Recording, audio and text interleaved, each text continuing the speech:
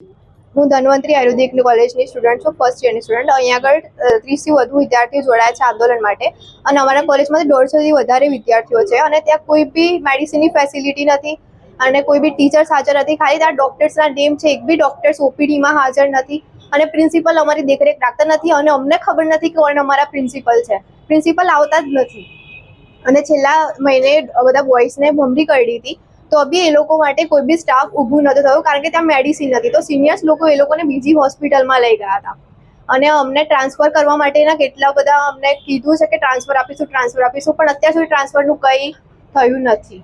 તો વીસી સરને નમ્ર વિનંતી છે કે અમારા માટે સારા પગલાં ભરે જેથી અમારું ભવિષ્ય સુધરે અને અમે સારા ડૉક્ટર બની શકીએ. છેલ્લા 6 મહિનાથી 3 વખત કરી છે રજૂઆત. અમે રજૂઆત કરી હતી 3 વખત તો બી કંઈ પ્રત્યુત્તર આપ્યા નથી અને અમે આજે ફરી વખત રજૂઆત કરવા આવ્યા છે. તો નમ્ર વિનંતી છે વિસરને, પ્લીઝ પ્રત્યુત્તર આપો અને સારા પગલાં ભરો જેથી અમારું ભવિષ્ય સુધરે અને અમે સારા ડૉક્ટર બની શકીએ અને ટ્રાન્સફર કરાવો તો વધુ સારું. Thank you.